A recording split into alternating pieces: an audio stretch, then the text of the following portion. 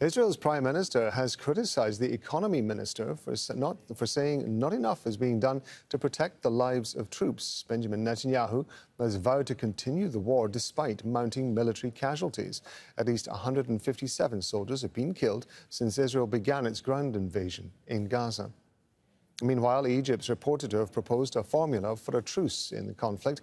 Bernard Smith is live for us in Tel Aviv. What more do we know about this proposal from Cairo, Bernard?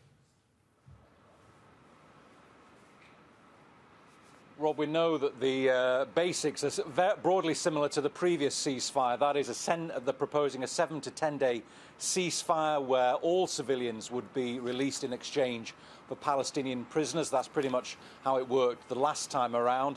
There's a couple of extra elements that might be more challenging for the Israeli government to agree to. There's another stage that suggests the release of all female soldiers in exchange for Palestinian prisoners. That would get another 7 day ceasefire, and then a month of negotiations to discuss the release of all military personnel held by Hamas in exchange for a lot more prisoners, and Israel pulling back to Gaza's borders.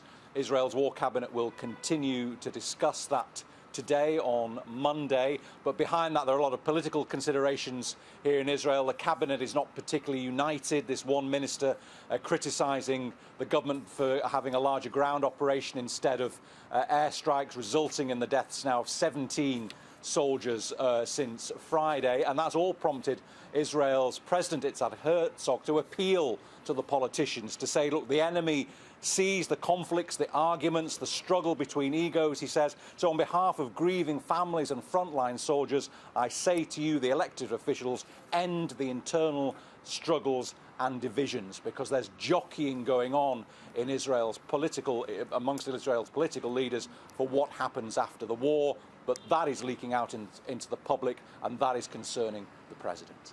Bernard, I understand also there's been a rally by the families of some of the captives. What more do we know about that?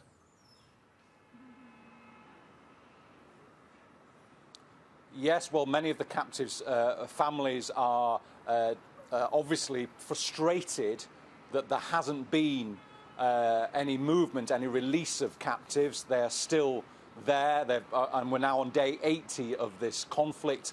So the captives' families want more to be done to get them out, understandably, from their perspective, and they want the government to act on this latest initiative proposed by the mediators between Egypt, Qatar and Israel on one side, and Egypt and Hamas on the other. Bernard, thank you very much indeed. Bernard Smith in Tel Aviv.